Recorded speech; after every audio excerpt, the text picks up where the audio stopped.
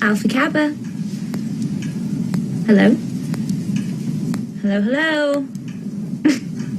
Very funny, Kyle.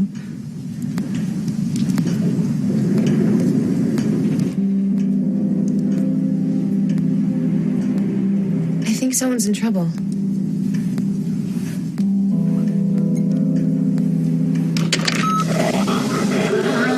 Where's Agnes? Billy! What your mother and I must know is where's Agnes? Christmas, Agnes. You're in my house. I can see you. Everyone should be home for Christmas. Santa Claus is dead. Hey, shouldn't you get going? Don't you have lots of toys to deliver to good little boys and girls? I'm gonna kill you.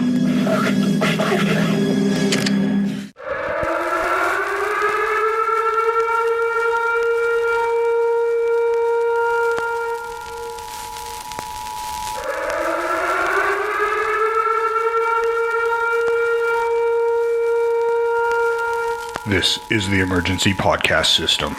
This is not a test. Movies are bombing all over the country. They are posing as movies you already know. They may already be in your theaters, your neighbor's home, or even your own. Do not panic. Specialists have been dispatched. They will help you identify these pretenders and defend you against this invasion of the remake. Please stand by for further instructions. Welcome to the Invasion of the Remake podcast. I am your host, Jason Bishop, and this is our first podcast for December, and you know what that means. We're going to hit some weird Christmas movies, and we're going to a dark, dark place today with Black Christmas, Canadian horror classic, a slasher movie before they coined the term, and the first horror movie to happen on a holiday. Christmas. That's right. Very Merry Christmas. It doesn't actually happen on Christmas. It's actually Christmas Eve, but close enough for our purposes anyhow. Oh, exactly. Christmas Eve is close enough. Yep. For Pete's sake, people start in frickin' August. I think this is at least closer to Christmas than most advertising for anything. Well, we're still in November as of this recording. Just barely, mind you. Just barely, but, I mean, Christmas stuff's been on sale for 3 weeks. Well, Costco had literally Christmas stuff in out August. Yeah, literally goes out the day after Halloween. Actually, you know what? I saw them changing out on Halloween. Halloween wasn't even done yet. And there were stores swapping out for Christmas. I went into Walmart hoping for some cheap candy. Oh, put away. They've got Christmas shit out already.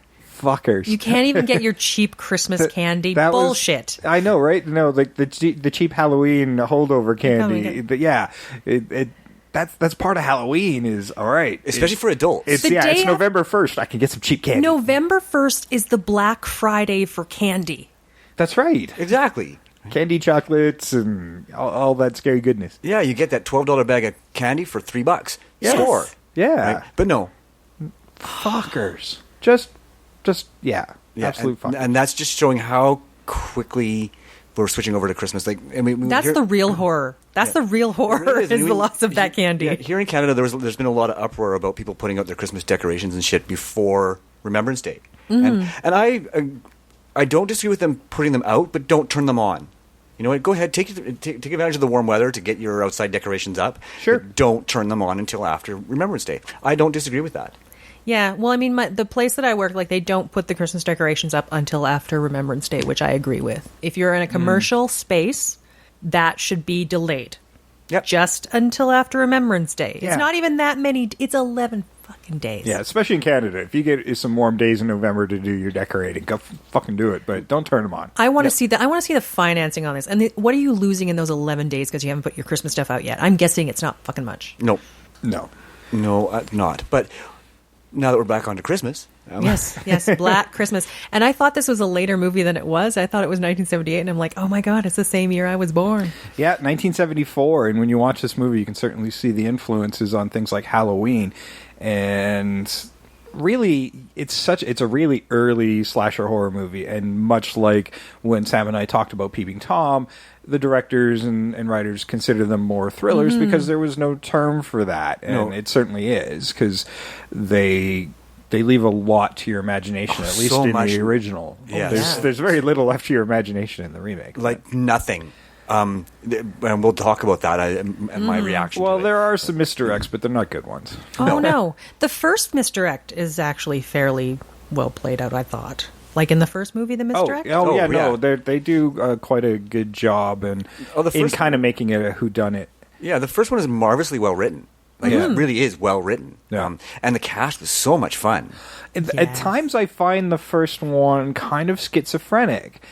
And this is a good time to name our director and cast, because you'll find out why. Black Christmas 1974, directed by Bob Clark, director of A Christmas Story and Porky's 1 and 2.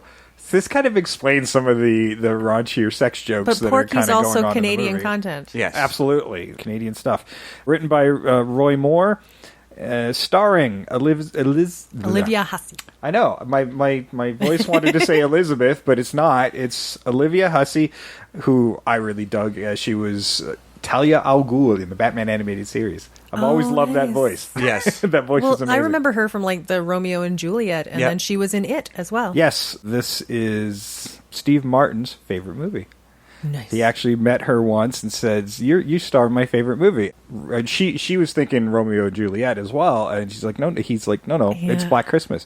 Also, Elvis Presley's favorite horror movie. Nice.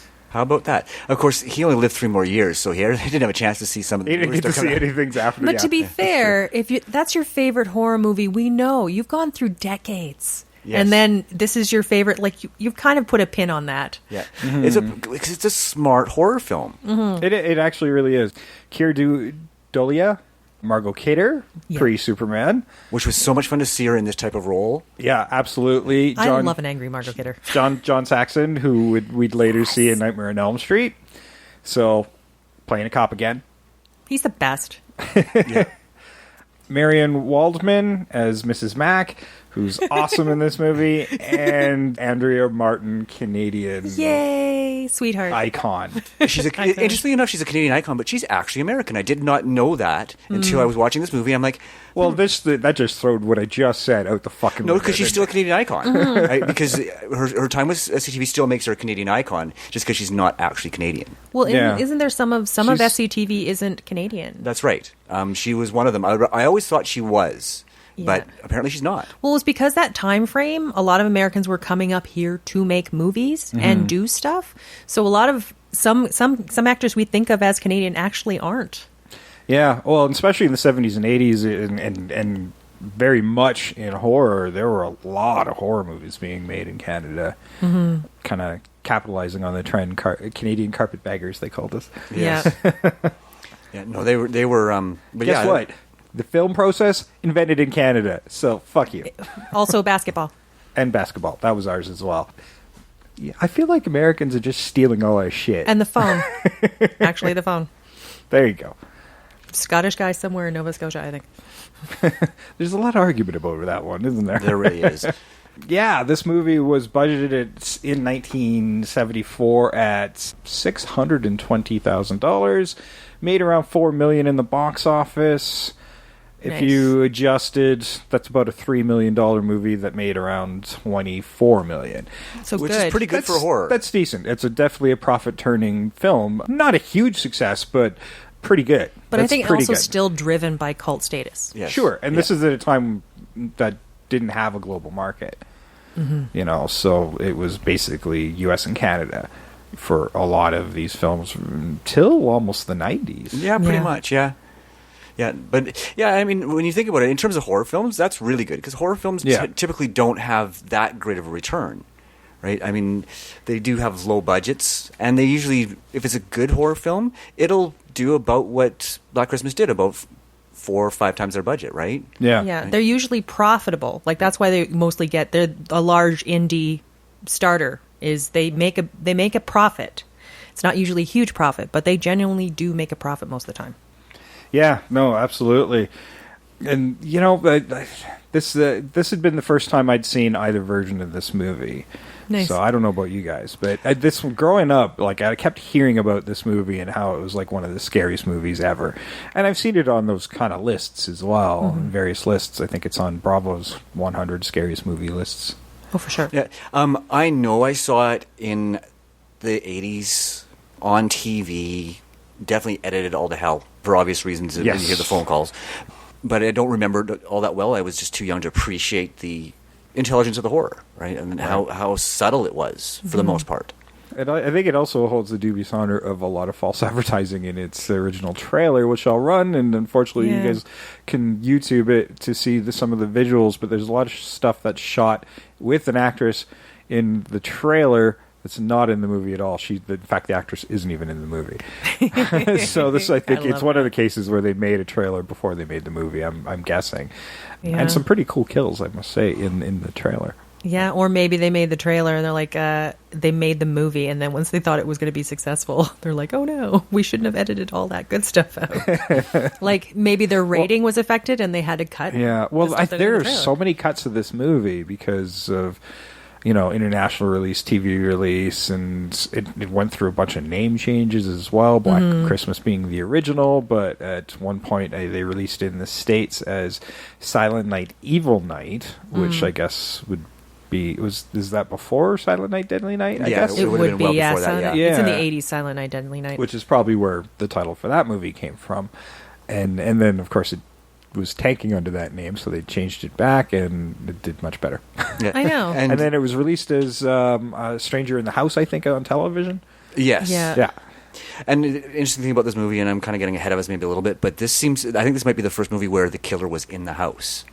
I was doing a little research on it. Unfortunately, I don't have my examples to refute that, but it's definitely one of the earliest. Yeah. For sure. I think there was There's one or When a two Stranger before that. Calls, but I somehow And I think that think- was a couple years It later. was a couple years later, yeah. But in following similar tropes of, and maybe based on that urban legend. That's the thing. I Yeah. think this is the urban myth, and that Well, urban myth has been around for a while. Apparently, unfortunately, the writer Roy Moore died in the 80s, so we can never get this confirmed. But apparently it was based on some murders in Montreal. Whoa. And I think probably also in combination with the urban legend as well. Yeah, all good scripts draw on more than one source, Yeah. right? Yeah, like I mean, there's movies like Texas Chainsaw Massacre. They talk about like in Psycho, talk about Ed Gein, but it's not. It's taking from that, but not really that. Oh name. yeah, I mean, how many movies use Ed Gein as the source material, and they couldn't be more different. Yeah, it's So- the inspiration for. Yeah, Yeah.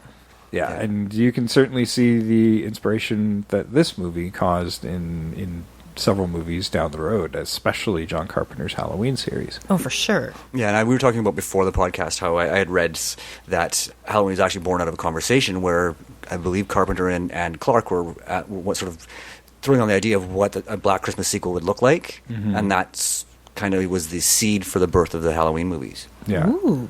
Now, this is also another really early, not just an early slasher, but one of those early movies that we get some shots from the killer's perspective. Again, Peeping Tom did it prior to, but it definitely is one of those really early films where we get that as well. Yeah, certainly. Yeah, it is absolutely. Yeah, it's interesting because you never actually see the killer too. Yes, No. never. No. Yeah.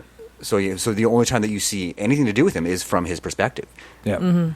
Yeah, that might be one of my biggest complaints about the remake. Oh, God, yes. yes. Oh, yes. I would have preferred not seeing as much as I did. Yeah, see, there's certain parts where you can see that my writing went into fury. Yeah. Oh, yeah. Great big So block mad. capitals. Yeah. So mad, and like exclamation marks. Well, Got so mad. interesting fact about that one, director and screenwriter Glen Morgan, who had directed the Willard remake. And that one also kind of tanked as well. And we'll talk about that, I think, in a feature show. I've been thinking about doing that one. And he says, he actually stated outright that, if this one flops, I'm done I'm done. And if you look at his IMDb, he kept his promise. I mean, he's a screenwriter still. He's got lots of screenwriting credits. He wrote another movie we covered on the show called Trick or Treat back in 1986, and how much we love that. You can go back and listen to that episode.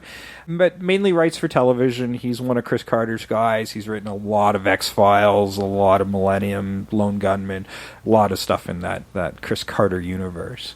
Nice. So, well, like, maybe he's just a better writer. But yeah, he's just no more directing for him, I guess. He kept his promise. Yeah, and he also wanted to be distanced from the film, because that was the Sulkins just got their hands all over that fucking thing, and it shows in some cases. Yeah, and I was going to say that it's probably part of the problem is he's doing remakes, which is always a tough choice to make, because you're always at risk of comparison, right? Sure, and then it's 2006, and what's the big trend at the time? You're going pretty dark, gritty torture porn is really at its height at the time. So, do you follow the trends, go away from it? Like a lot of that, he wanted to kind of keep a lot of that in the shadows, and there's you can see that's not the case. No, and the thing about this one is too, like it tried to do the thing that we like, where they sort of tried to go their own way, but they went away.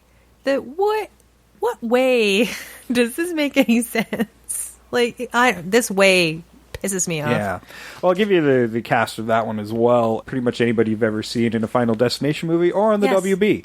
Pretty much, yeah. CW now. Yeah. Sorry, CW. I'm showing my age. Yeah. Is it the CW now? It is the CW now. Yeah. Okay. When's the last time you turned on the television? Starring Michelle Trachtenberg. You might better know her as Dawn from Buffy. Mary Elizabeth Winstead, most recently in 10 Cloverfield Lane. Lacey Chabert. Katie Cassidy, who's on Arrow. Now, this would predate Arrow, but... Well, she's dead now. In Arrow. Her character on Arrow. The actress is fine. Yes, thing. and she was in one of my favorite comic book movies.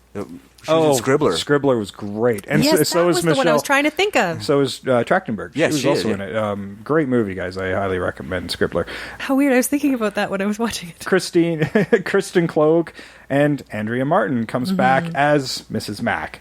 So we'll talk about both these movies. I'm going to run the trailer for the original, and we'll see you on the other side. It's a long one, so, bear with me.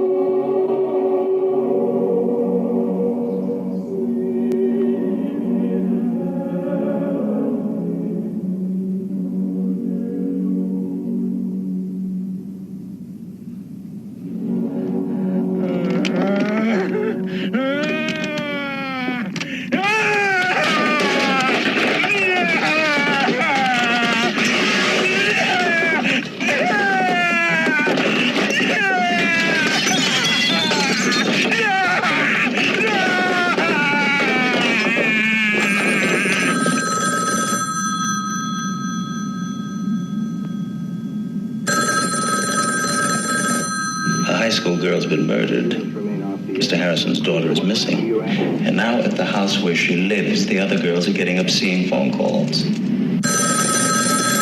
Yeah, what I've done is I've tapped this phone so that when it rings, it'll ring at the station house, too.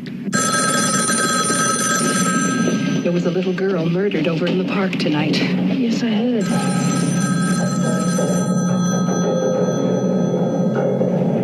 Your phone's ringing.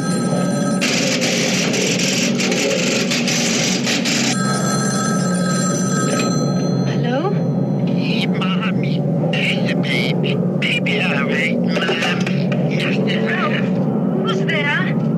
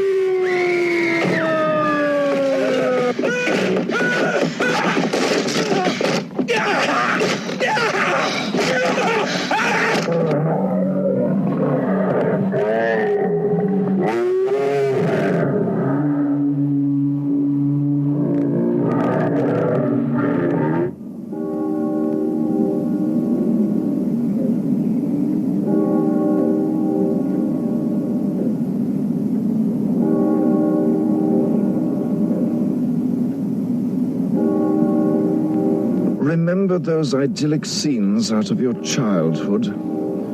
Crisp winter nights, star bright, sleigh bells, crackling Yule logs, candlelight glistening off of shimmering Christmas trees, chestnuts roasting over open fires, carolers beneath snow-covered window ledges. Remember those. Remember them well. After Black Christmas, they'll never be the same again. Black Christmas, starring Olivia Hussey, Keir Dullea, Margot Kidder, and starring John Saxon as Lieutenant Fuller. If this movie doesn't make your skin crawl, it's on too tight. That's a long-ass trailer. Yeah. A lot of screaming. Sorry. I hope you guys are still with me here. Well, as I was saying, like, this sounds like the phone call in the movie when you can't see it. I gave everybody one of the phone calls at the beginning, so. At this point, I'm hoping our audience is thoroughly unsettled. Nice. Yes. We is. haven't even started talking about the movie yet. No, that's right. We haven't even started talking. Gosh. Just let it sink in for a moment. Okay, getting that kind of phone call, though, it's not one of those typical, and even though it's probably one of the first, it's not one of those typical... Heavy breathing. Well, it's not even, one of those typical murders in the house movies, because we've had a lot of them since this movie. But this is definitely one of the first, but it still stands out because of how crazy those phone calls were. And, the killer who, I guess they named Billy, we don't really figure out his name in the original. No. It's just credited as the voice of Billy. And, like, different voices, too. Like, the fact that his voice was changing and doing these different things. Like his like a mother's voice, sort of like in Psycho. Like, Billy! What I found really interesting, because I was really listening to them, and between the vulgarities sometimes that he's tossing at the girls, you can start piecing together a little bit of his history through what he's saying, because he's repeating his childhood, essentially. And it's not force-fed to you, so you gotta be listening pretty closely. Really pay attention, yeah. Sorry, go ahead. Oh, no, I was just like going, okay, is this one of the first movies, like, I've heard the word cunt, like, so many times? Well, that was what I was going to bring up, is this, that particular, the phone calls actually got it banned in the UK, or they got it re-edited in the UK because they had to edit that out, which is funny because nowadays that is a particularly popular word in the United Kingdom. Oh, term of endearment in some instances. Yes. Well, and it just sounds so much better when they swear. I know, right? Why is it that it sounds so much classier when they swear? But actually, when they were recording those phone calls, it was dubbed in later, obviously, so it was just the director off screen talking to the actresses and the actors reacting to it. But the dialogue was a lot tamer with what he was saying, so it became more shocking when they put in the new dialogue. So it wasn't near what they were hearing. They weren't hearing anything near as bad as what they got. Crazy. So, like, yeah, maybe it's that Margot Kidder bravado seems more in place if it is tamer, because she's less afraid. Yeah, when you start thinking about what's there and what you didn't hear and what they did, so you might have even seen more extreme reactions if they'd gone the other way. Yeah, because especially during their first phone call, I did not find the reactions particularly extreme. I mean, they were actually kind of getting off on it to a certain extent. It was fun for them to let this guy rattle at them with these. Yeah, for them they were just calmer. Well, and this, you get the feeling it'd been going on for a little while with them. Getting these obscene phone calls. It's a sorority, so they probably had been used to getting obscene phone calls. Well, when she answers the phone, she says it's the breather or something like that. She actually, the moaner. The moaner. That's right. Yes. So they'd had calls from him before because they all wanted to come over and listen to this phone call. So there obviously something about the phone calls was entertaining to them at least initially before it started escalating. Yeah. Well, and at the opening of the movie, we see the killer from his perspective sneaking into the house, which is a very unsecured sorority house. Oh, yeah. There's I think one lock that works in the whole building. So it was very easy for him to sneak into the attic, and that's where he kind of laid low for between killings. Well, to be fair, it is an older house. There's just more points of entry. And it was 1974, right? I mean, it's in the 1970s. Realistically, people weren't as security conscious as they are now, where they lock every window and lock every door, because it really didn't happen. Things like what happened nowadays didn't happen back then, not to the extreme that they do now. Yeah, I suppose, yeah. Yeah. Well, it may have. We just don't have the internet telling us it happens all the time.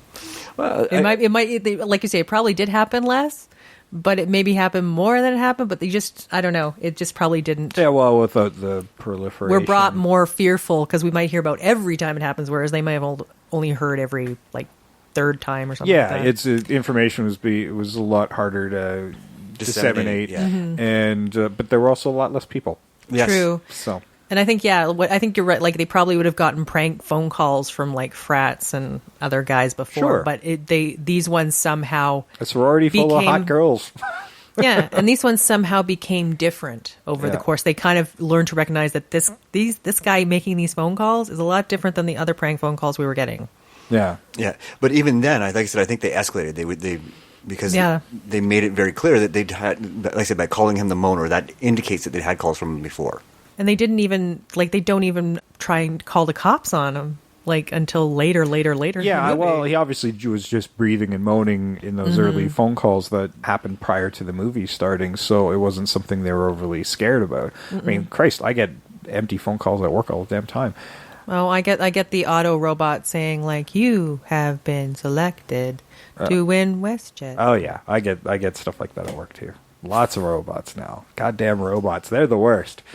Yes, yeah. Skynet. Yes, Skynet. This is how Skynet gets us. He doesn't actually nuke us. He just gives us fucking phone calls. I would at least mind if the robot was somewhat enticing. Yeah. With its mechanical voice. Are you happy with your server? Ooh, server.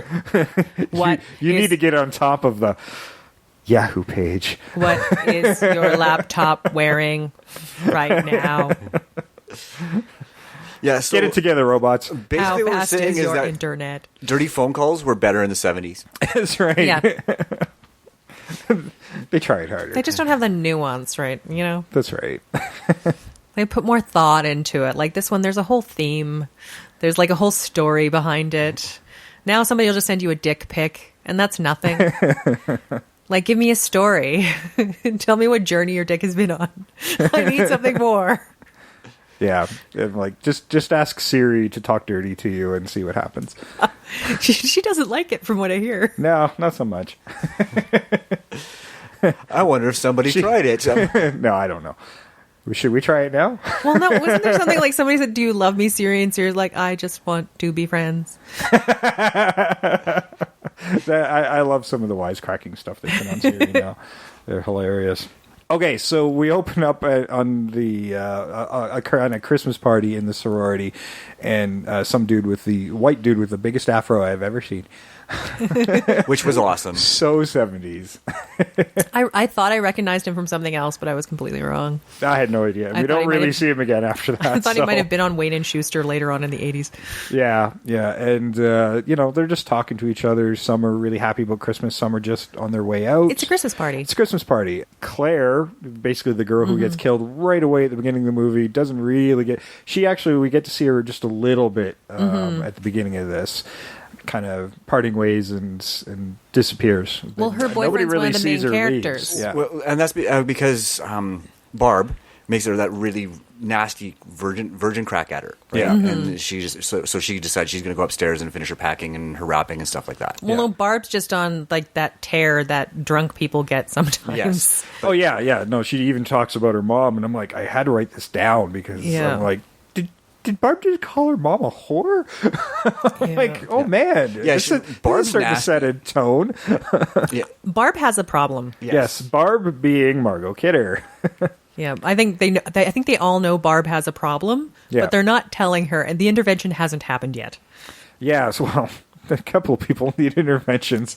There's the open alcoholic, and then there's the one that's hiding. Oh, I love her. I was like Mrs. going, Mac has got a bottle hidden in every nook and cranny of that sorority when house. she pulled that one out of the toilet tank, I just like cringed. I'm like, that was that's just gross. It's gross, but at the same time, she was. That's where I was like, this makes sense from the guy who directed Porky's, But like, don't these they are the kind of jokes I would expect from him. Yes. To be fair, in an emergency, they say in the tank has water that you can use if you're really desperate. Yes. So you're fine there. What I loved is the book, and it was like in the encyclopedias, B for booze. Yes. There's a bottle in there, and I'm like, I totally want to go home and do that. Just to have one? Just to have one. You're going to destroy a book to put a bottle in it. Oh, it's going to be a Encyclopedias crap aren't worth book. much. Nobody uses encyclopedias anymore. No, I'm That's just what going to buy Wikipedia is I'm going to for. buy a shit book and just put booze in it. But it has to have a B for booze. Maybe. I don't know. I'll just know what it is. B for booze, or like T for something by tequila, or V for vodka. Yeah, or something from anything from Hemingway would work. Oh, for sure. Yeah. It's got there's going to be a theme. It's going to be like there's going to be a connection. Tell us where you hide your booze at Invasion Remake on Twitter, Invasion of the Remake on Facebook, and invasionofthemake@gmail.com. Yes. Please tell us where you hide your booze. Exactly. I don't really care what you're doing in your life. I just want to know if I ever break into your house where to find the booze. And how deep was that toilet tank? It was pretty deep, yeah. She had it on a string like she had been fishing. And this is a Mickey. Like, you should be able to just reach in and pull it out. Like, this is the biggest tank. It's like the tank in the TARDIS or something. It's a lot bigger than it looks. Exactly. Here's this bottle, but dude, she had this mile-long string on it. That's all she do is pull it on string. Yeah, but then she's brushing her Floating. teeth, and that's what she's using to rinse with is booze. That came from the toilet. She's one of my favorite characters. I freaking loved her. Oh, she was so much fun to watch, and her hat. Like, she never took off her fucking hat. Yeah. And I always thought, I knew you pinned hats on, but I always thought you pinned them at the sides, but she's like pinning it through the top. I was kind of upset because in the remake we get Mrs. Mac and Andrea Martin steps into that role. She's a teenager in the sorority house in the first one. And given her past with SCTV and stuff, I thought she might have it up a bit, but she plays it really straight. Like, we don't see that rampant alcoholism. No, in her. I was disappointed, actually. She was, and she had a fairly level head in when it came down to the threat of what's going on. But yeah, she played it pretty straight and kind of against what I would expect from her. But I mean, she's such a capable actress, and everybody thinks the comedy with Andrea Martin, and maybe that was part of the conscious choice. But I would have liked a little bit of that from her. See, I liked her being kind of even-tempered, but it seemed to me like this is where the unevenness of that one comes in, where she's trying to be like, she's telling people language and trying to be the voice of reason and be the adult, but she's still the one saying, oh, we have a present for Billy, the serial killer. Like, it doesn't seem to fit somehow. There was that was one of the things I didn't like about it, is this whole present for Billy thing, just in general. Yeah. Yeah. It seemed like a really arbitrary device to bring him into the house. It just seems like a very tasteless tradition as well. Exactly. But it doesn't really, they try and use it as a device later on with the present from Billy.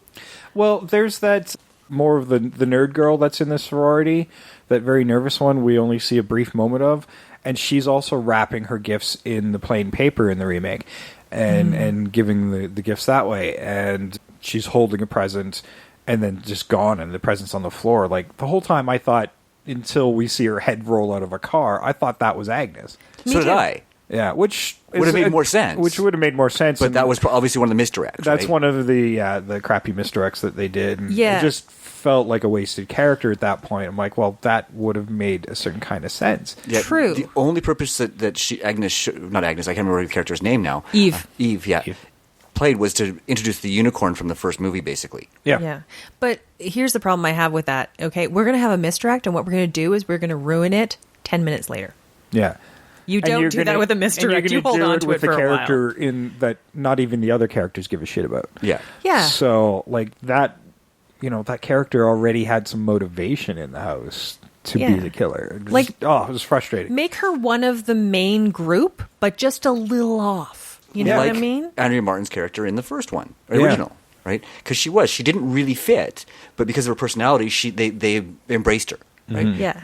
Right, but they didn't do that with Eve. Right? No. Right? I mean, they could give two shits about her. And realistically, in a modern... It felt like the director gave two shits about her. She's just a throwaway. And in modern sorority house society, she wouldn't have been in a sorority. I'm sorry, but she wouldn't have been. Not that one. Well, no. The whole point was because she was a legacy. Apparently, that's like a rule of some kind. Okay, so she was legacy, and I didn't catch that. So yeah, if your parents are in, you're in. Honestly, I don't understand frats and sororities. That wasn't a thing I went through, so...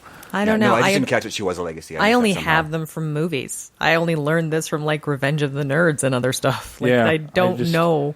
But yeah, if you're a legacy, apparently you're just in, no matter how weird you are.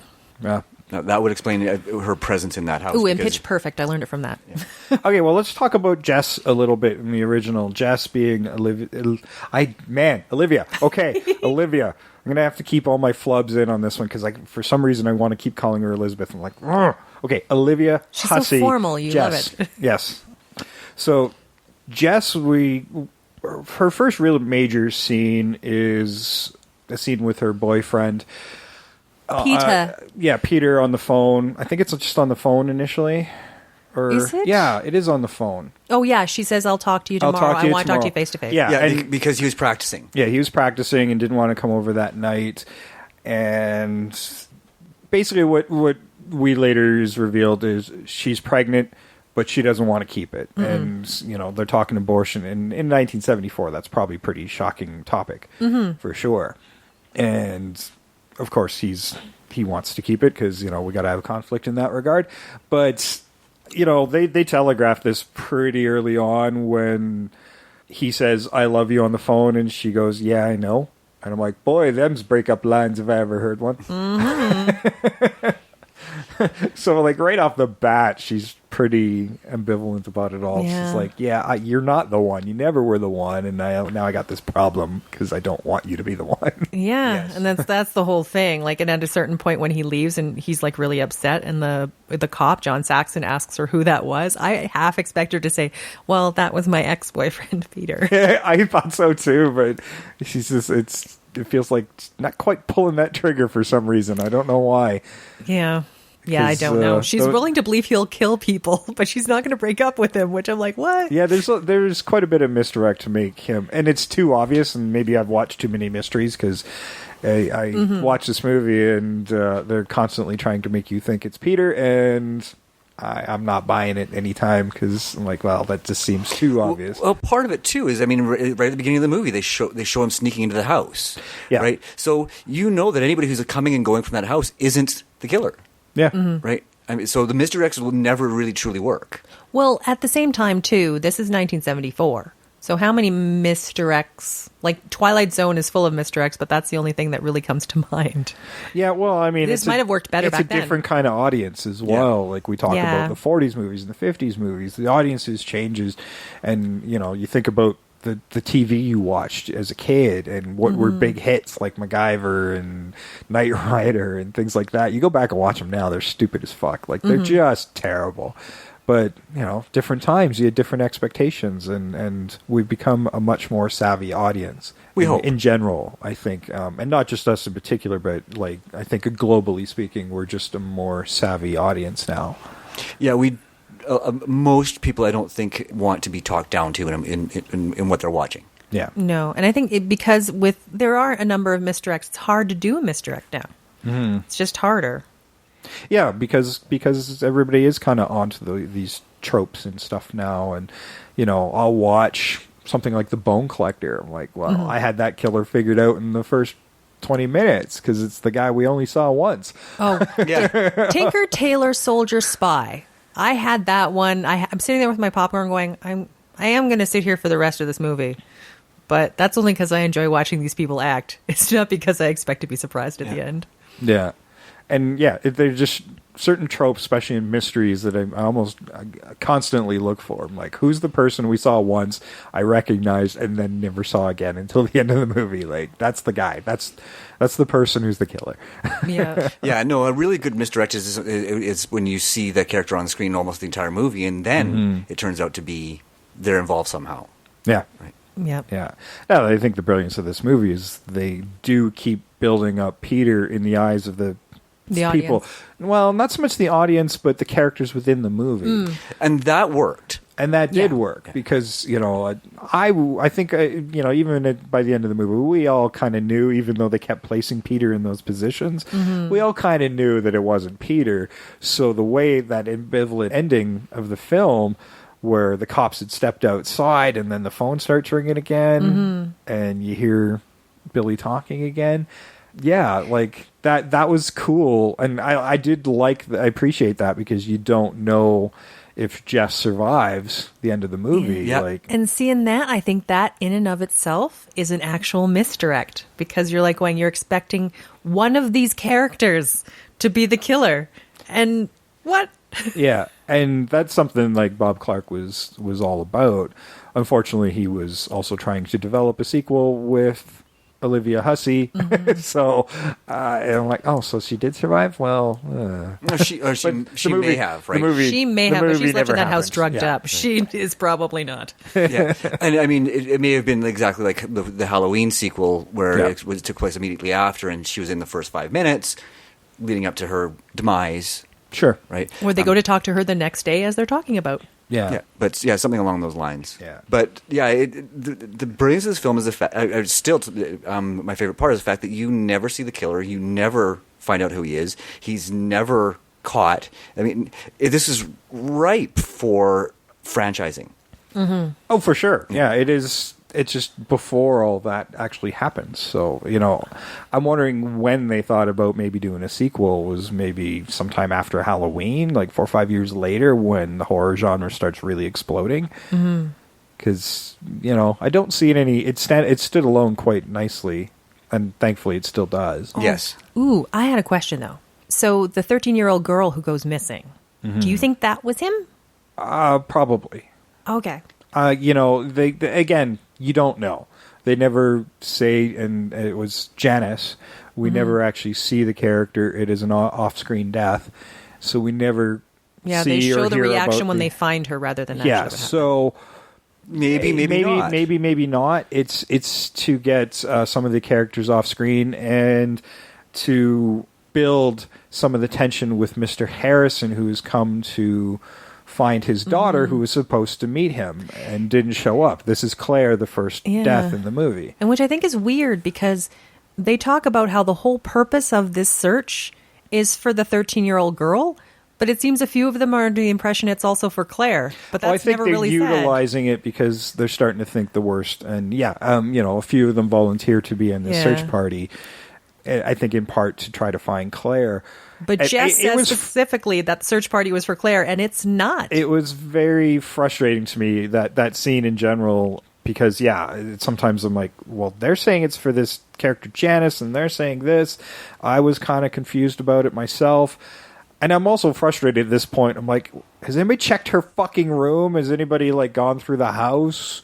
No. Well, they did go to her room, and she wasn't there. Yeah. But her bag was. But they're not thinking okay, she's not here. I better check to see if there's an empty spot behind her closet. Yeah. That's not the first place I would look. Yeah. No, but and the killer set her in front of a window in the attic. That's the part that bothers me the most. I'm like, nobody looked up. Well, no, you know what? It was snowing and it was dark. It was night. Yeah. Yeah. So that's I actually liked it. It's like if you look hard enough, you're going to find what you're looking for, right? And I thought that was a deliberate taunt by Billy. I wonder if maybe that was something that was discussed in having this be a sequel that happened the next day, that maybe that discovery would be made in that second film, which never happened. Yeah, I don't know. Because in the daylight, you might see it. Yeah, because I mean, there's, like most good slashers. Yeah, you totally would. Like in the second movie where we do get a daylight shot, and they're bringing the corpses up. They forgot the one in the attic. Yes. Like, there's a few up there. If you left that one, maybe I guess they were still working on it. Yeah, because they mentioned a whole bunch of bodies, and I'm like, there were a lot more bodies in the second one. Yeah, the sorority house was a little fuller, and he was decorating his tree with eyeballs. And also in the first one, they do mention taking the bodies out, so I interpreted that as them having found the ones in the attic, but that's not even true. Yeah. Because they talk about how the morgue couldn't handle that many bodies, so I assumed, but then at the end, I'm like, oh, I guess they didn't find those bodies in the attic. Yeah. Well, the cops in the first one are kind of inept anyway. Except for Saxon, yeah. Except for Saxon. Yeah, the front desk guy, there's a reason he's a desk jockey, and he's always going to be. So much fun. Sergeant Nash, who buys into the fellatio phone number. I think that's because he didn't hear the word before. He'd never heard the word, no. He was always a blowjob guy, never thought about it. Margot Kidder's there to kind of make a report. And she's just being her character, just sarky. Yeah, just a shit disturber. And, she's a 1974 troll, what Margot Kidder gives is. a fake phone number. I'm like, if you're trying to make a serious report, why would you give a fake phone number as a prank during that report? Like, it was funny. Confusing, but funny. It was. And that's, again, a Porky's moment. Yeah. Like, let's make somebody look stupid by making a raunchy sex joke to a guy that's not going to get it. Yeah. Exactly. And it's even funnier later on when the other cop's laughing hysterically. Yep. He's looking at the report, starts chuckling. John Saxon starts chuckling. Yeah. And another guy in the office has realized he's reading the report, so now everybody starts laughing. Well, it's John Nash, Saxon. get in here. John Saxon and that other cop. He's sitting there, like, I think John Saxon and this other cop, they sit there in their office going like, can you believe these guys? This is who we work with. Yeah. This town is in trouble. Yeah, you're going to be staying at the desk today. Try not to fuck up too much. But when Claire's boyfriend comes in, he's also the cop who will come in and be like, well, crap, okay, then he'll take them seriously. Like, he takes his job seriously overall. Yeah. But interestingly enough, he doesn't take the university students or college students seriously because Claire's boyfriend's a townie. Mm-hmm. Right? And she takes the townie seriously. Oh, for sure. Right? Well, I think that's the whole thing. There's that antagonism between the two groups of people. What was that thing Margot Kidder said about townies? Oh, yeah, you can't rape a townie? What the fuck? Oof. That's when, and I was saying before, that's when Margot, if I was her sorority sister, that's when Margot Kidder gets slapped and I put her to bed because she's fucking drunk. Yeah. And she's done for the goddamn night. Yeah. That dude in his fur coat, I gotta say. Love that fur. I want that fur coat. Canadian winter, it is the only thing you need. This looks like somebody slaughtered a bear and then he wore it. It's a grizzly fur coat. Like, that's what it is. I swear. This predates Star Wars. Maybe Lucas saw this and thought, hey, if I do a whole body like that and call it a Wookiee, I'll have a brand new character. Wait, what was this character's name? It wasn't Chewie, was it? I don't remember. I honestly don't. But well, I want to go back to Peter for a second because, he was prepping for this recital or something. What was he prepping for exactly? Because he sucked at it, whatever he did. Yeah, he wanted to be in an orchestra or it's something some like of those. It's some of that kind of 1980s like classical pianist doing some experimental stuff. Like he's trying to get his classical music degree or master's degree. So you have to have a whole like a concert for these people who will dictate whether you are a composer or not a composer, or good at anything at all. Mm-hmm. Like I kind of learned this, like looking at The Changeling with George C. Scott. He was basically if Peter had been successful. Okay. That's what he is. So yeah, it didn't go well. He went a little too experimental, I think, and that's why the people didn't like it. So he just figured his life was over. And if his life is over, then of course Jess's life is over. And you also trash your piano. Yes. Yeah. His life is over. So obviously his girlfriend can have the baby now. But we've also talked about in our 31 Days of Horror is never trust a piano. Oh no, because it might eat you. Exactly. Just saying. You don't know what I'm talking about? Go listen to the episode. Yep. Go listen to the episode. That's what I'm saying. And you can get that movie on the Criterion Collection, FYI. There you go. Now, at this point, they're starting to... The characters are getting knocked off pretty good. Barb's fall down drunk. So they and I think she's gotten herself drunk because she kind of blames herself for Claire driving her off and maybe going missing. There is part of that. There's a little guilt on. There's a little bit of guilt for that because Barb's not heartless. She's just uncensored. Yeah. Yeah, I don't know. Barb is angry at a lot of people, and so she takes it out on a lot of people, and she drinks a lot because she's angry. She's angry at a people, actually. She's angry at her mother. Yeah. Right? She mentions that specifically while she's pouring her like 6 or 7 to drink. Yeah. That she's not going home because she doesn't like her mother. Yeah, yeah. I did like her death while she's getting slaughtered in her bed while the carolers are at the door. I know. It was good filmmaking. It was, yeah. And like a glass unicorn sculpture, crystal unicorn. Yes, and that's why I liked it. I was really pleased when I saw Eve introduce it in the remake, because it tied. It was part of what little did tie the two movies together. Mm-hmm. Yeah, and it's a great murder weapon, FYI. Yeah. Now the cops eventually tie the sorority phones to the stations, so when the phone rings, they can be on the other side listening. And also have it traced by the guy, which I don't understand how you trace. Oh, in the giant computer room that was just massive. And noisy, but like I don't know how he's following what he's following to find out where it is. No, it's like he's actually trying to follow a pulse of energy or something. It was so bizarre. Or like hear something going off, and I'm like, how can you hear anything in that huge, big bang? Yeah, that wasn't a computer room. That was a phone switch room. Mm-hmm. That was actual physical lines for phone switches. That's what they used to look like.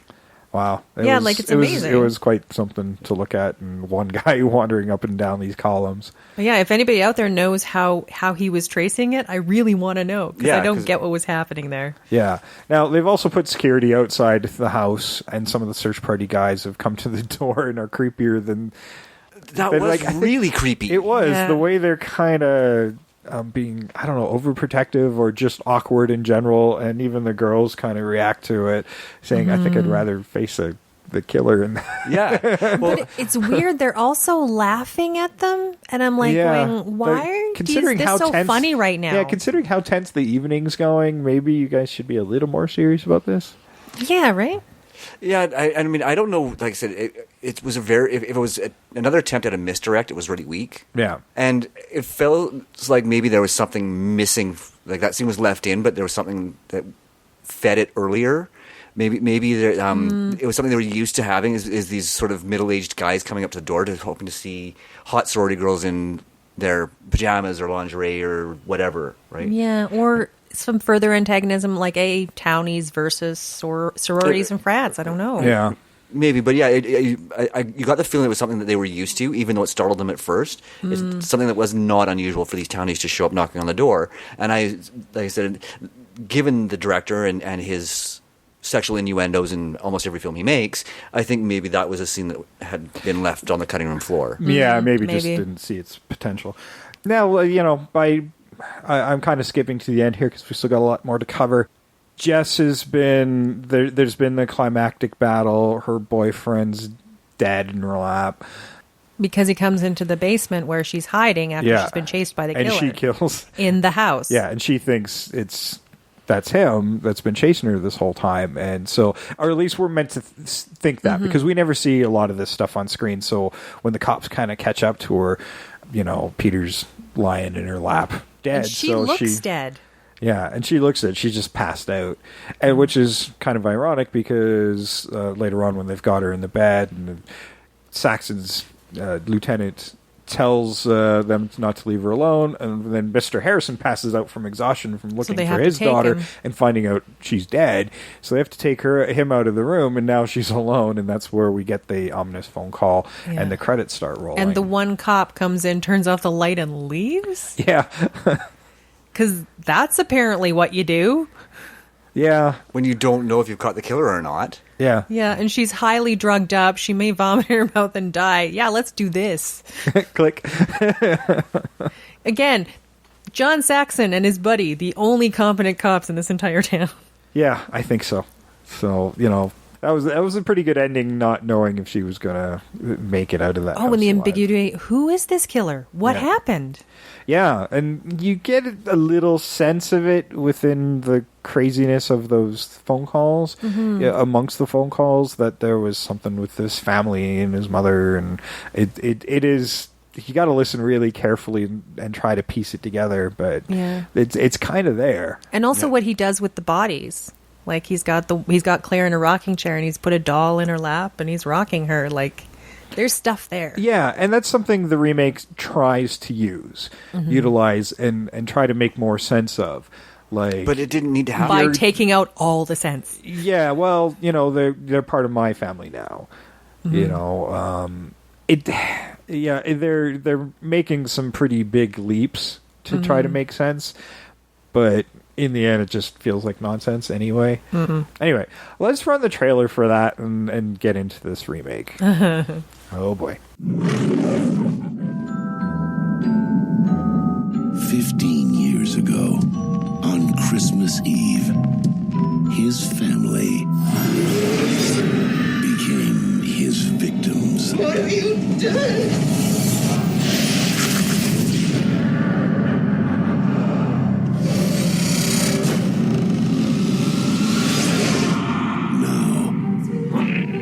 And airports are officially closed. This one is not going to let up. A group of college friends That sucks. Everyone should be home for Christmas. are about to discover Lauren, we're opening up presents. Why don't you open the present we got you?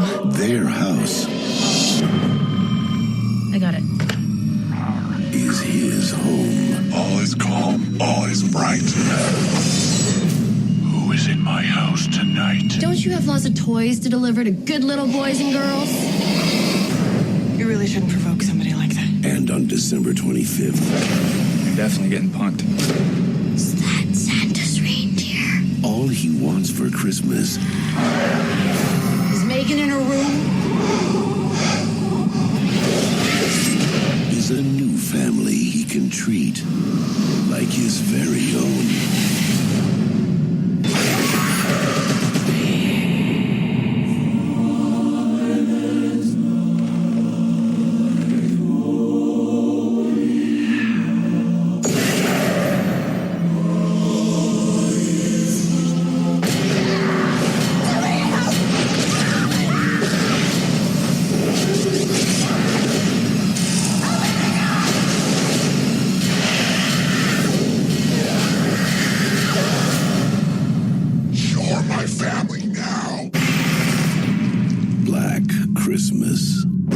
All right, that was the trailer for the much darker Black Christmas with a lot of carnage at the end of that movie, or throughout that movie, actually. I don't know if it's darker, it's bloodier. Bloodier. Yeah, it definitely. It takes a completely different tone. Yeah, it's a different kind of horror movie for a different era. It is that CW tone, is what when you mentioned that, I'm like, that's what it feels like. Everybody's been on a CW show or a Final Destination but the tone movie. itself is that. But yeah, that was because this was Glen Morgan who directed a bunch of Final Destination movies and a lot of television in general. So yeah, but yeah, no, it does have that. You're right to a certain extent. That CW tone, young and pretty. I mean, they were all actually kind of young and pretty in the first one, but it was definitely more a film of the times, right? Yeah. The girls in this one were a lot more irreverent. Right? And you didn't feel that same sense of sisterhood that you did in the first one. Like even Barb in the first one. No, there's tension within the sorority between characters. Yeah, I mean they deal with Barb's alcoholism very differently in the remake than they do in the original as well. Yeah, the pregnancy and the abortion are out. I mean, these are different characters entirely. They have different names. So now I'm wondering. The only holdover is Mrs. Mack. See, now I'm wondering if the pregnancy and abortion are out. Because when I look at the backstory behind Billy, whatever fucking backstory that was I can see Jesus Christ with the Jesus, but I can see what this they talk about how like every time she saw Billy, she saw her husband, she was angry. I'm like going, well, maybe this is the pullback on that whole, well, we have to get married now and have the baby you don't want type of garbage, and this is the carnage that follows that. Yeah, well, Billy's basic story is the mom and the father are not getting along at all. Oh, they hate each other. Dad's actually pretty cool. Like, mom's just mean, ruining Christmas for Billy. Well, what Dad should have just been done is like, telling him really horrible things about at Christmas time too. Yeah. Billy eventually sees his mother kill his father. Puts the bag over his head and beats the shit out of it. No, he doesn't. He sees his mom's foot kind of playing as she sits on the bed while her lover kills his dad. Was it the lover? Yeah, you can see her foot in the background as right. she's like, do, my lover's going to kill my husband with a hammer. That's right. Yeah, she's just watches. Yeah, and then he sees them burying him. Yeah, trying to dig up with like plates and stuff underneath. Yeah, and he scrambles up to the attic to kind of get away from him, and she just locks him in. And that's where he stays. Yeah, that's where he stays. And yeah, we talked about the yellow jaundice skin. Yes. The liver disease. Like he's the killer from Sin City. Yeah. He's that yellow bastard. Yeah, and apparently this liver disease makes you bloody invincible, not like actual liver disease does to they're human falling people. into slasher tropes, but I don't They're know about following Hollow I don't know Man about bullshit. invincible because he really only takes the one injury. He's not the killer in most of this movie. Yeah, but I mean, he does take a number of injuries at the end. Like being in a burning house, that's a big injury. Yeah, he does. He doesn't react to it at all. And yeah, like he should be burned to death. But the other part of it is, too, if you have like a jaundiced baby and you don't take care of said jaundiced baby probably will not live. Yeah. Yes. Yeah. A yellow baby doesn't grow to be a yellow adult. Not usually, no. No. Not even a little bit. Especially when you're completely neglecting said baby. This kid would be dead. Yeah, but this kid was also a pretty good survivor. He was digging through the wall to get to places, and that's probably how he was getting food and stuff. He was doing it while everybody's asleep. Yeah, and I mean, and that finding his ties way through the into house. how he gets around the house Yeah. later on. Yeah. Is throughout the movie, actually, considering it's told in. Now, it's important to be said that together, the sorority house is his former house, which is why he winds up going here specifically. And yeah, he escapes on Christmas, and that's about the only time he ever acts up is at Christmas time. He's actually in an asylum. Yes. Because he's killed both his parents, which they go tell in flashback. Yes. Now, but he hasn't, which is interesting. He didn't kill his father. No, not his biological killed his mom father. and his stepfather. Yes, his stepfather. And allegedly was killing his younger sister. Well, he did pull out her eye. Yes, well, there was... his sister-daughter.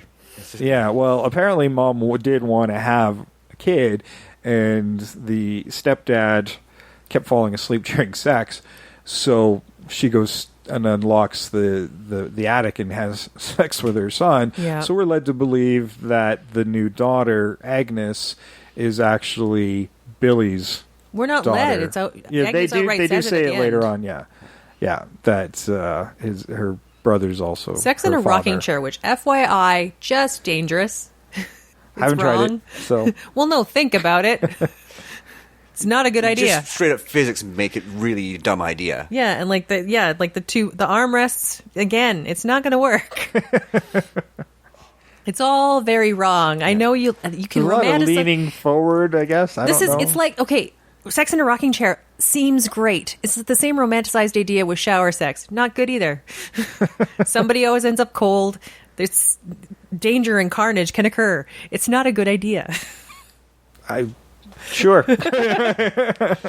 We'll go with you on that one, Trish. Yeah. This mayhem sex, don't like sex on a beach, sand in places you do not want sand. Were you about to say don't romanticize it? Don't romanticize I'm it. not going to romanticize the incest. No, I won't. Or no, sex in a rocking chair is what I meant. Yeah, the incest, wrong. Incest, completely wrong. Sex in a rocking chair, Now, wrong for different I reasons. get the feeling that they tried to do something in here to replace the controversy of the abortion because it's not as controversial as it once was. I think it's still an important hot button topic, but I think it's just one everybody's tired of hearing about. Yes. Yeah. Which is why they changed it. Well, yeah, nowadays it's still in areas they're trying to get rid of it again. Like, Yeah. it's still... So I think that was one of the controversial things they were trying to put in the movie. And rather than have one of the sorority girls pregnant, Katie Cassidy, who's Kelly Presley, and everybody's named after a musician, by the way. Oh, nice. Fitzgerald. Oh, yeah. Nobody noticed that. So anyway, Kelly's boyfriend is... No, I'm trying to remember his name. I don't remember. I just know he's the townie. Oliver Hudson is the actor. He was Kyle. Sorry, Kyle Autry. Kyle, who says the first creepy line I wrote down in the movie, "I'm your family now." I'm like, when somebody says that, I don't care who. It's creepy. I think the very weak misdirect, because that's something the killer says a lot. Yes. And when Eve says, "You guys are my family now," also weak. It's creepy and weird. Yeah. Don't say that. Now, there's no real cops involved because they make this excuse that they're snowed in, big blizzard, blah, blah, blah. But who needs anybody to track the phone number with call display? Yes, true. Which they handled very well with the cell phones. I did like that. I like the use of it. Every time somebody died in the house, he would make a phone call from their cell phone. Mm-hmm. Or the killer would make a phone call. Yeah, the killer. Yeah. Yes, killer, the killer. It still looked like a he. Yes, I wanted to mention the fact that why did a 23, 24-year-old woman look like a 40-year-old man? Yeah, I mean, it was a dude dressed as a girl, but I actually thought it was Billy in drag that whole time, which is an interesting misdirect. I mean, I thought somebody in the house was actually Agnes, but it's not. There's just two killers in the house. Agnes had also been released, and I had to read this because I don't remember it being anywhere on film, saying that she'd been released from her own mental institution. And they don't say it. They just say they never heard from her again. Yeah, and she was missing an eye from an attack as well. Yeah, which played up really nicely. Yeah. I really enjoyed that bit. That was how they made the big reveal that was Agnes. That's right, and it was probably the best handled scene in the whole movie. Yeah, because they do talk a lot about the lore of Billy and the family and what happened in the house. Yeah, which I think a lot of it could have been told through exposition rather than showing us all these extra scenes that really didn't need to happen. I mean, I didn't really want Billy's backstory. I enjoyed not knowing who Billy was. Yeah. Right? And I think that's one of the things that made me angry about this movie. Well, that was something I enjoyed in the first one, was to be able to build a little bit of backstory through the phone calls. Which was, again, through I don't even know if they were intentional, but you could kind of build little bits here and there. Yeah, and which is the way, which worked really, really well. Yeah. And I liked the fact that it was different. We didn't have a Michael Myers or a Jason or a Freddy. Or, to be fair, at the end of this has the whole thing where they undergo a lot of trauma but freaking survive for some reason to come alive again in the morgue. Yes. It is. I was at that part. I was like, is this some Michael Myers bullshit? Well, I didn't understand how they were both shown as deceased but faking being dead. Yes. Both of them. Relatively unharmed. And relatively unharmed. From a burning house. Do they know how to control their heartbeat? Did nobody check vitals? Nope. Even if you think they're dead, they still check vitals to make sure you're dead. Mm-hmm. So, and you got it wrong twice. And you're stuck in a house you're stuck in an area of a house that is burning. There should be some burn marks on them at least. And I mean, Billy did. Agnes didn't, but Billy had a lot. And Agnes was still in that same enclosed space that was burning. Yeah. How does she get out? Yeah, they don't show any of that either. Then she's pretty much unharmed, although she kind of looks kind of melted anyway. Yeah, she's just an ugly man in drag. But that was really distracting. To be completely honest, I had a hard time buying that particular casting as somebody. It did. I was expecting a sleepaway camp misdirect. Where it was she was raised as Agnes. I mean, if you're going to have his mother always wanted a daughter. Ugly inbreeding, don't just put a guy in drag. I don't know, get a little mutant-y look, I guess. Well, why? I liked that's why I kind of glommed onto Eve, because there were these signs that she could possibly be related. Yes. And then just her head rolls out of a car? Come on. See, and that's what I liked about it. You don't... I didn't even want the mutant-y incest. Having it be Eve... I hate those kind of movies would have been great. Yeah. I thought that would have been really smart. And, playing the snebbish thing, but knows these girls inside and out. And also have it be what would have been great is if Eve was the one who got him into the house. Yeah. He doesn't have to sneak in. He doesn't have to break in. He doesn't have to do anything. And my other issue, though... Who knows if this was even in the script, because there was so much intervention by the Weinsteins on this movie. Yeah. And my other issue with it, too, is she's, really affectionate. She calls him daddy and stuff like that. He took her fucking eye. Yeah.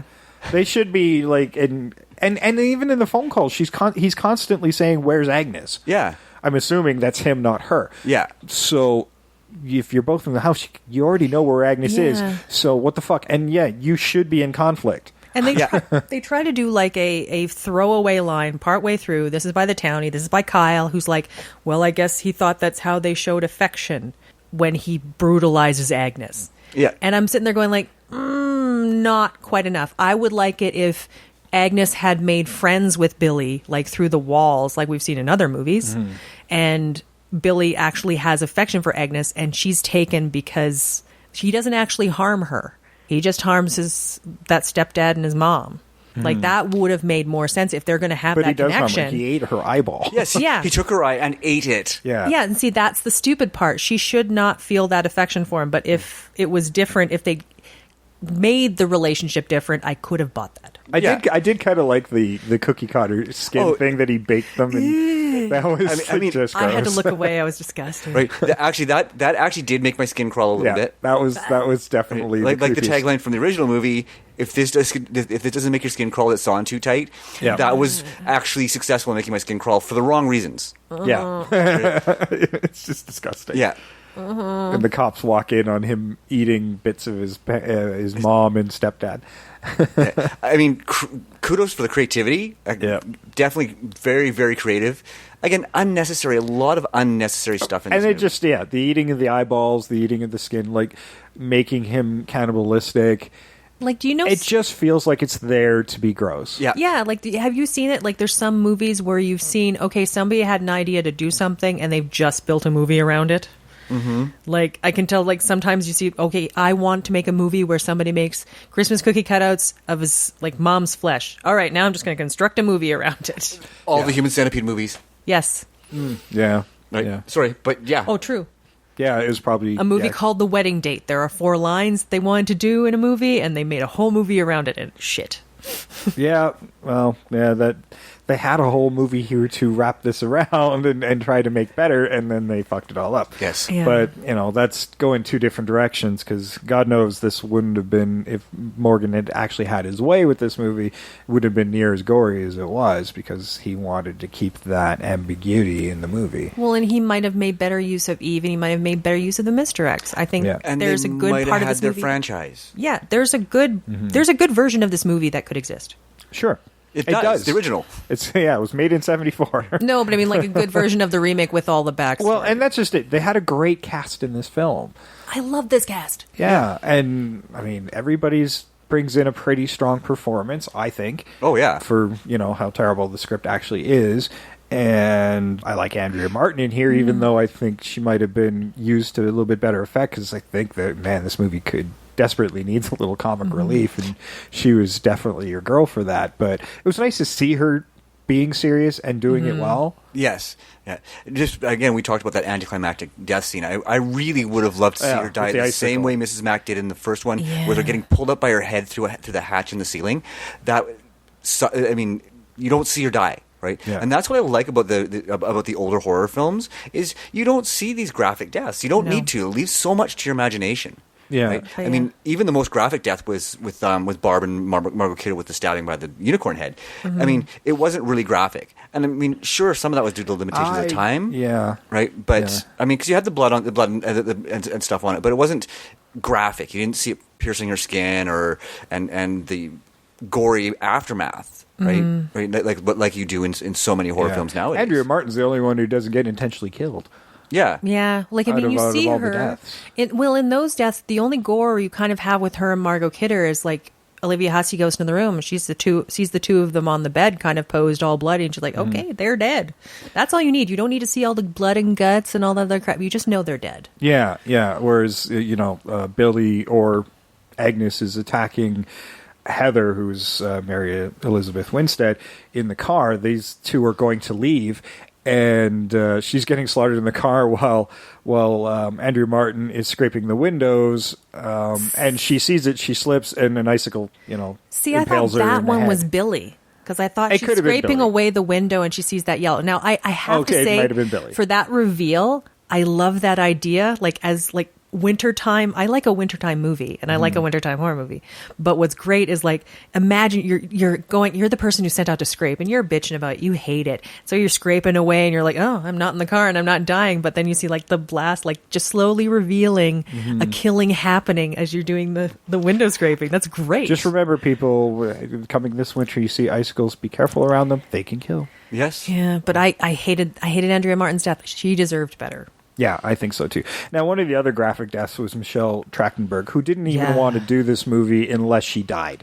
She definitely she only agreed to do the movie if she died. So she's having so much fun playing really offbeat characters ever since she broke free of Gossip Girl and Buffy. Yeah. Now, we'd seen the bag over the head a few times in this movie with the eye stab.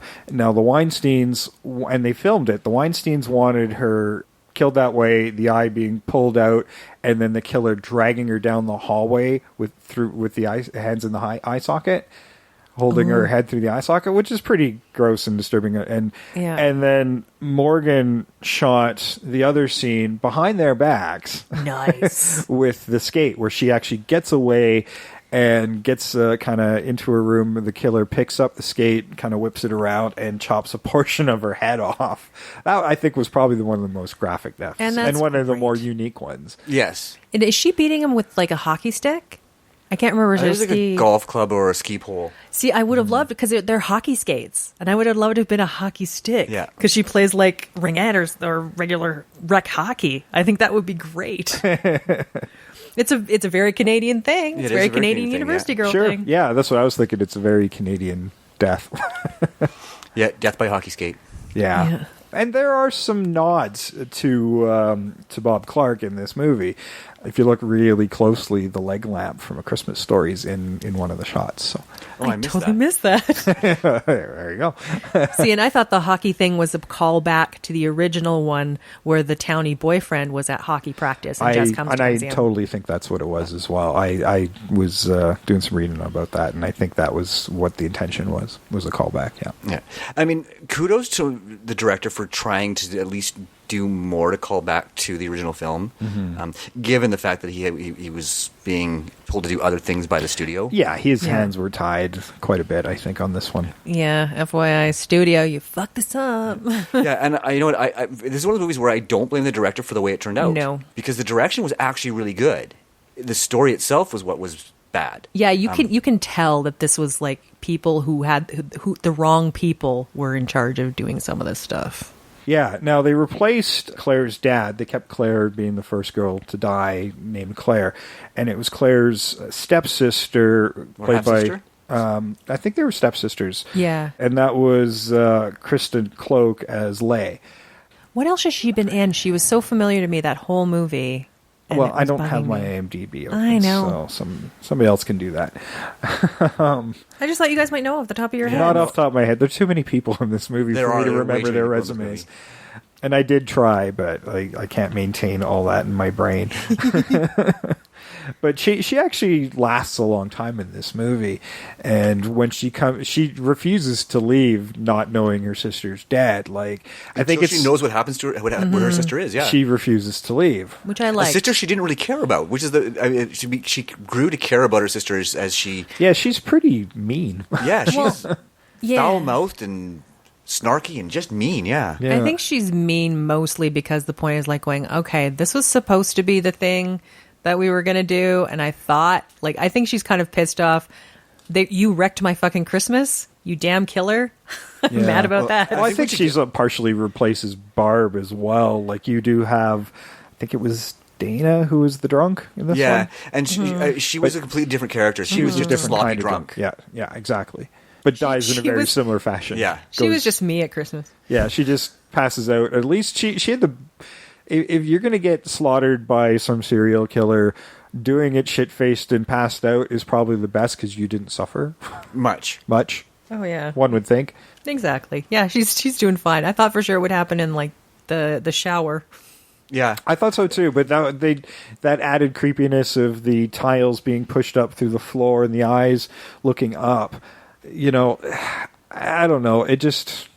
That kind of bothered me, to be honest. It doesn't seem... Like, how fragile is this house that it's so easy to just Well, they were obviously there for his use earlier in his life when he was a child there for whatever reason. I would think there's some renos have been done since then. Yeah, it's been 15 years and it's been turned into a sorority house. But yeah, that almost felt like a Bob Clark homage to his Porky's movies. Again, yeah, that's just what I thought. I was thinking as well. But think about the usefulness At least of a this. penis didn't come out of him. Yeah. But think about the usefulness of this. You're in a bathroom, like, where water splashes and, like, also the floors where people are walking and, like, where you might get pee splashback. Like, when it's true. I was just thinking the same thing. Like, and like, you know, when you flush the toilet, fecal matter flies and you get pink eye. This, like, he shouldn't be he should be like, and maybe that's why he had red eyes this entire film, because he had pink eyes. Yellow skin, red eyes. Yeah. So, but like, you would want to do the wall ones. He wasn't jaundiced anymore. That was just pee stain. Yeah. Like, the wall ones make more sense. Well, and I mean, realistically, how much are you going to see lying on the floor, looking up through the bottom of the floor? Well, there's at least underneath? one thing you're going to see. Yeah, there's one thing. Well, two things. Three things if you count the urethra. But welcome to Anatomy Lessons on Invasion of the Remake. Somewhere there's a porno parody out there of this scene. Yeah. Yeah, I don't want to see it. Because this definitely could have just turned into some glory hole porno. Yeah. FYI, one of the best lines, like I say, I've been watching the Daria box set over the weekend, where someone's like, okay, this is our piercing listing. That's not how you spell uvula. That's not what I'm spelling.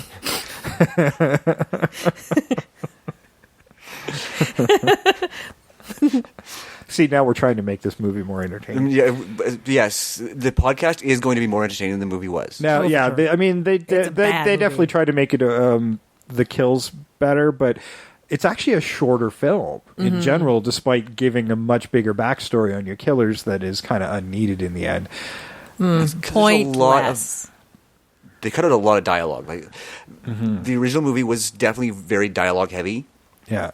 I hated that they went to the hospital afterwards and there was basically them crawling through the ducts of the hospital now to get the last two girls. Like, they're in body bags and all of a sudden they're fine.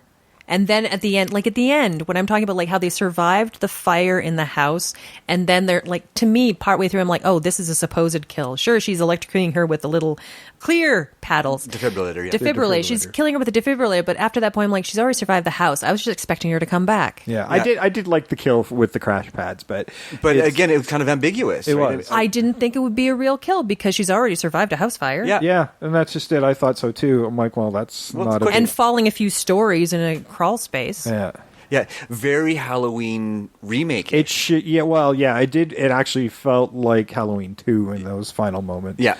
You know, where Michael Myers comes to that hospital and kills everybody, which I didn't like that movie that much. And I didn't like it here either when they did it in the last 15 minutes. I prefer Halloween 2 to this one. Yeah. And I mean, the scenes where they're falling through the floors and the walls and stuff like that also felt very much like Rob Zombie's Halloween remake. Yeah. Right? I mean, I'm not sure which one predates, but... because I can't remember what year. Yeah.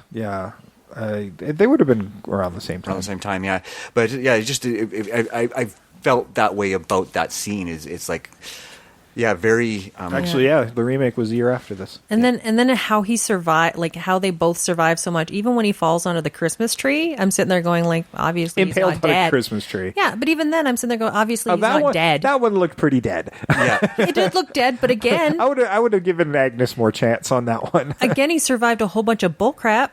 So why would I believe he's dead? Yeah, well, that one looked pretty final to me, but it was a dumb death because there aren't too many trees that sturdy. Yes, fake Christmas trees.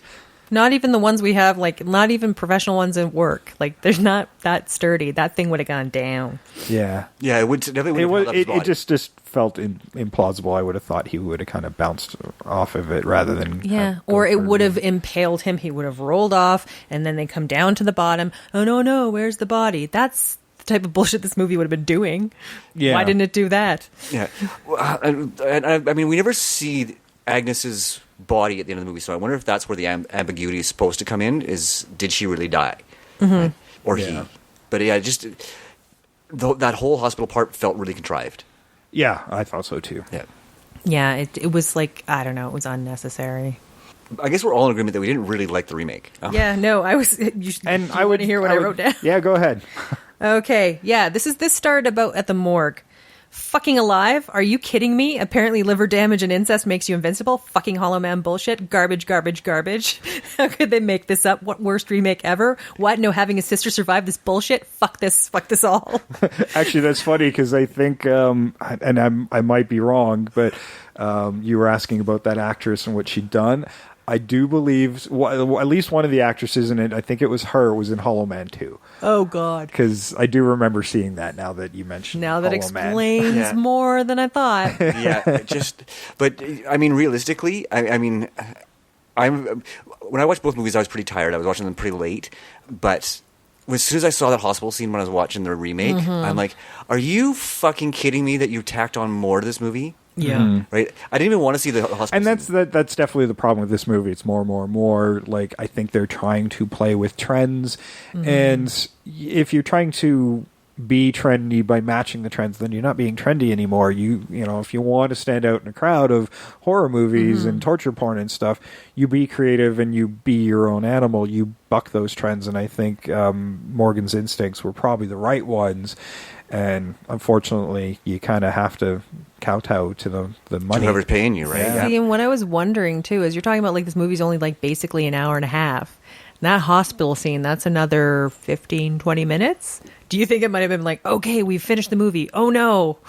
Yeah, the original's an hour 38. This one's about 10 minutes shorter. And it feels longer. It does. It definitely feels longer. Yeah, maybe the hospital happens like an hour in, and they're like, "Oh God, we need more movie." Yeah, I can't say I'm a fan of either movie, but the first one's definitely a smarter movie. And when you're thinking 74, that's it stands out a little more in my mind. I don't think I like the home invasion kind of plot.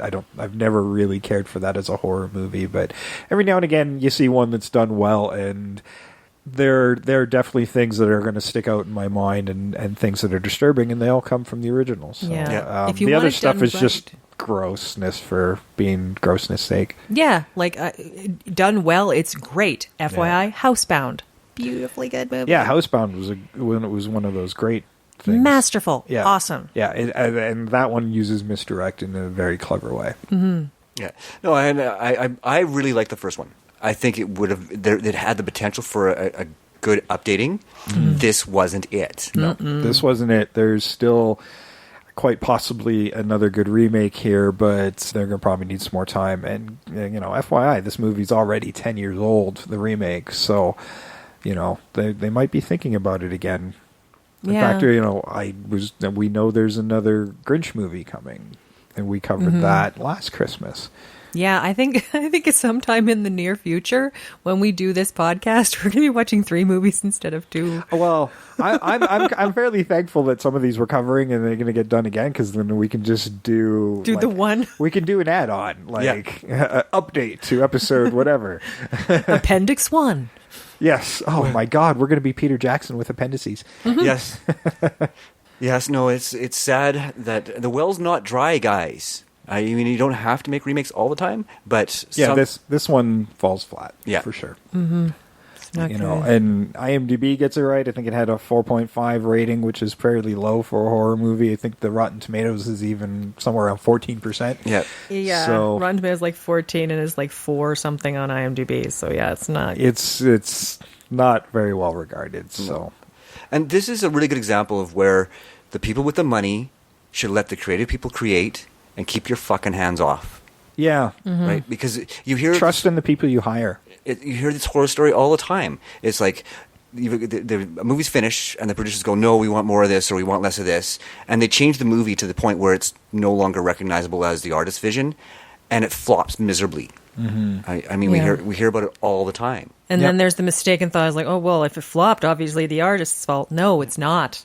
It's not at all. Sometimes it's just studio notes. Yeah, I mean, sometimes the director's just doing what he's told and against his wishes.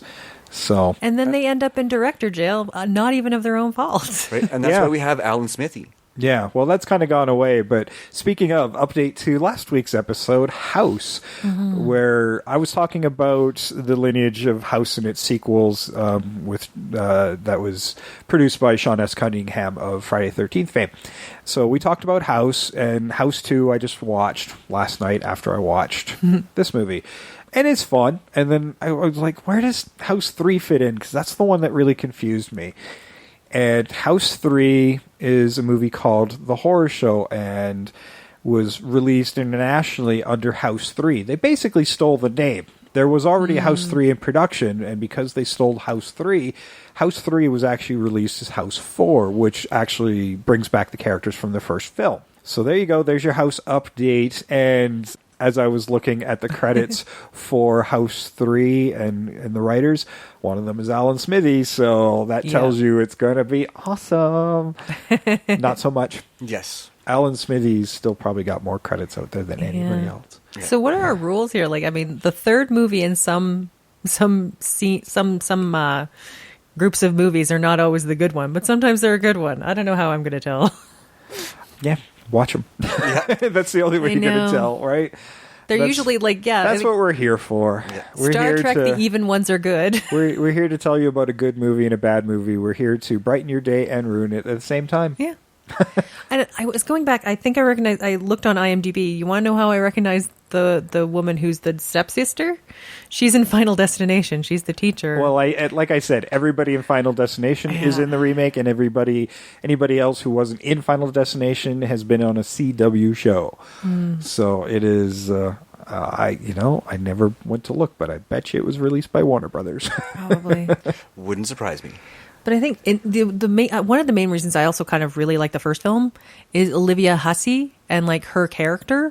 Like she's not really a victim. Like she's sort of vulnerable, but she also kind of stands up for herself. Oh yeah. She's a great character. Yeah, she's not a character to be told what to do. Yeah, she's complex. I like it. Yeah, and I didn't get that complexity out of anybody in this particular movie. I mean, they replaced her character with Kate Cassidy's Kelly Presley, and instead of being pregnant, she just finds out her boyfriend's been cheating with another person in the house, finding one of his videos.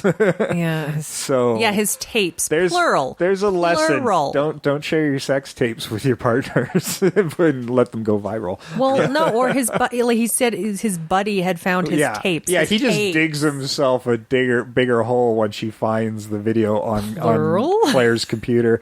It's the whole that whole dynamic just added to how bad this movie really was. Yeah, like when you're talking about maybe Olivia Hussey, like if your controversial thing's going to be a sex tape, then fuck you. Like maybe it's the complexity. We get that all the time. The complexity of having her character. What they did was they took portions of her character and hacked it apart and made it one character. You know what I'm saying? Yeah. Like, because, we can't write any dimensions, so we'll write one character that's this dimension and one character that's this dimension. Yeah. And why was Claire watching her own sex tape? I thought that... Is she a Kardashian or something? No.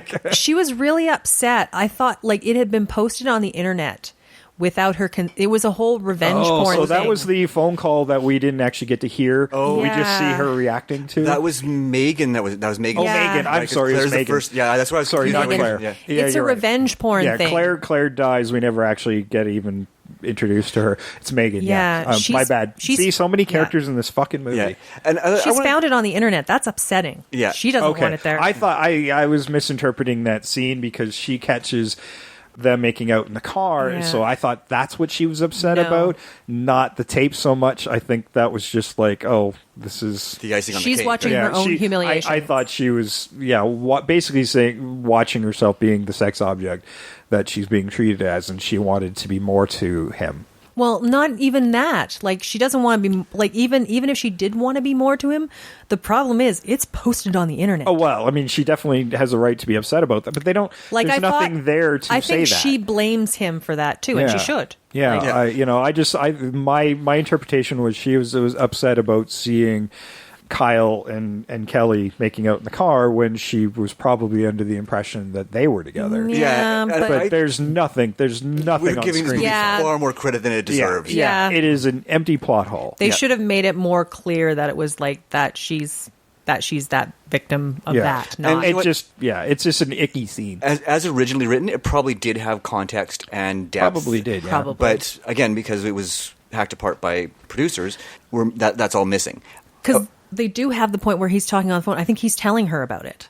Well, but you don't hear the audio. No, you don't. But I mean, I think that was part of a misdirect, which would have made it like that deeper thing. Like he's revenge porned her, so it's also a bigger part of the misdirect where he's an ass. Yeah, we're trying to make this a better movie through that scene, and it's really not. It's not. But I think it might have. I think there's a cut where that stuff is in. Oh, I'm sure there is. I don't know. Anybody know Glen Morgan? Have him give us a call. Yeah, we need to know. Give us an email. I mentioned earlier is invasionthememake@gmail.com, at Invasion Remake on Twitter, Invasion the Remake. Let us see your Facebook. director's Come on. cut. It could be great. We don't know. Yeah. So anybody you know him, you get a hold of them and get them in touch with us because I want to know these things and where this might have been a better movie. Yeah, like I think that's the worst part is I know I'm seeing hints of what could have happened, and that's part of what's bothering me. Yeah, because you can see that there was a good movie there, but somehow it just isn't. It's very obvious, like when it seems to be going the right direction and then goes off the rails. The off the rails moments do not feel like Glen Morgan moments. It's jarring. Yeah, it's just screech. Put on the brakes. This is definitely a producer moment right here. Mm-hmm. I could probably just sketch it all out and say, "Yep, this moment, this moment, this moment." Mm-hmm. Yeah. No, there's no question. So, yeah, Glenn, hit us up. Yeah, hit us up. And you guys can also hit us up. You know how to do it now. I've told you twice during this podcast. Pull us out one more time. Yeah, if you can, it's fine. They know. But if you do dig us, you can also do us a big favor by giving us 5 stars on iTunes and leaving us a review. And if you didn't dig us, maybe tell us how we can improve the show as well. Your voice will be heard, and it also helps us get more earballs on it. More earballs on the show. So that's how iTunes gauges their charts is by your fan interactions. So please interact and give us those ratings. You can also do that on whatever your preferred listening method is. We're on YouTube. YouTube sucks. Go listen to us on a proper device. But we're on Audio Boom, Player FM, Google Play Music, TuneIn Radio, and a ton more. Stitcher, another big one. And, of course, a host site, Libsyn. Mm-hmm. So please check us out on all that stuff. And we're on a ton more. So if I didn't list something, go find it somewhere else. I mean, if you're listening to us, you already know how to find us a bit. So tell somebody who isn't. And let them know that there's all these methods to find us and then some. Call your friends from inside the house. Just Google search us for Invasion of the Remake. We're like the first 8 results. So you can't miss us. We're the only ones. We stand out in a crowd. There's nobody else. That's right. And nobody does this better than we do. So please recommend it to all your friends. Again, that's what a good invader does. So don't make us have a sad black Christmas because we feel unloved. Yes, we want presents, more listeners. That's right. That's all we need for Christmas is more listeners. So, thanks for doing that for us. We've got more festive themed episodes lined up for you for December. So hopefully they'll be as creative as they were last year.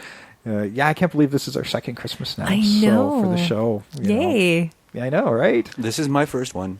Okay. New kid on the block. Yes. Sam's first Christmas. That's right. All right. Well, I think that was Black Christmas. If anything, you guys got anything else to add to the show before we go? No, I do. I can't believe Andrea Martin looks as amazing as she does in the second movie. Like Andrea Martin, considering there's about 40 years between these movies, she doesn't look like she's aged more than 10, 15 years. Like, she's looked great. She looked so spry. Just, it was a pleasure to see her back on screen, even though she didn't get to do any comedy. That's fine. Yeah. She was great. I think she's a shining point in this movie. Yeah, she was one of the, I mean, I'm not going to take anything from any of the actresses in the remake because they all did pretty good with what they had.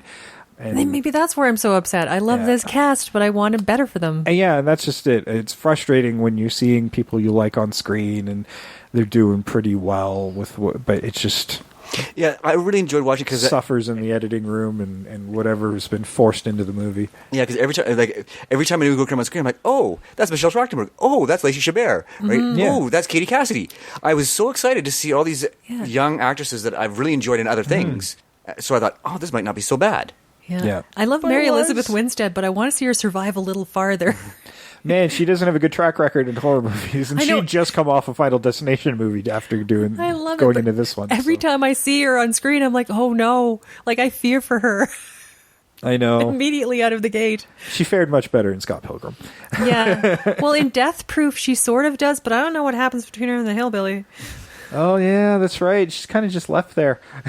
We don't know where she ends up. No, bad things might have happened to her. That's the beginning of there. another movie. That poor Mary Elizabeth Winstead doesn't do well. Well, and then she got the shit kicked out of her in 10 Cloverfield Lane. So.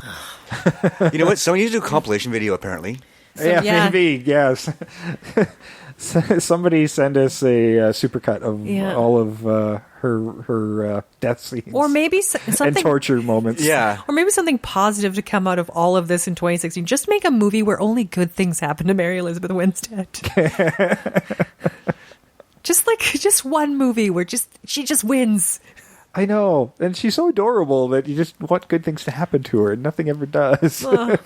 Poor girl. And that's probably why they keep using her in these roles, because it's so shocking when she does die. Yeah. Yeah. But it's not a surprise anymore because it happens all the time. Yeah. That's true. So now surprise us by her living. And getting the boy and having a happy ending. Yeah. That's going to be her trope thing now. Like, she's in it. She's going to die. Ooh, or have it like the sequel in Death Proof where like it isn't like nothing bad happens to her with the hillbilly. Like they come back and she's like playing chess with him and they fall in love and they have like a great life together. And secretly they're billionaires because they have a lot of oil on their land. Yeah, and then we have the Beverly Hillbillies remake. There you go. Yeah. There we go. All right, we solved the problem. I've been Jason. I'm Sam. I'm Trish. We're out of here. Merry Christmas, everybody.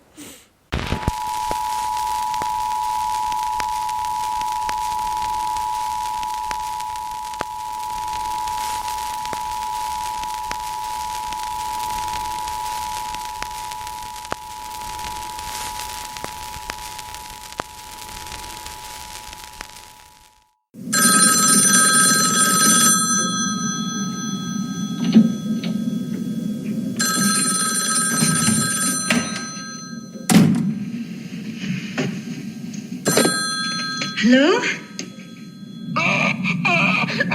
Hello? Who is this? Please stop. Oh, God.